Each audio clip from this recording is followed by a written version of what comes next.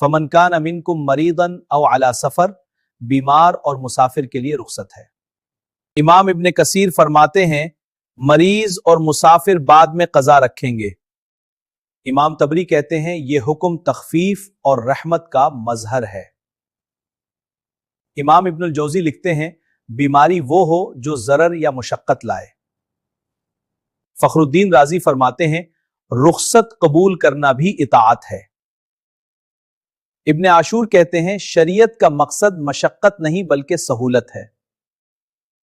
इमाम बगवी फरमाते हैं सफर में मशक्कत की बिना पर इजाजत दी गई।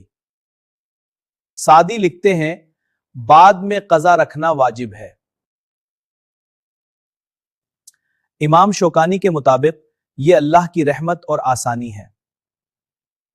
अल्लाह की दी हुई आसानियों को समझें, वीडियो शेयर करें और सीरीज फॉलो करें।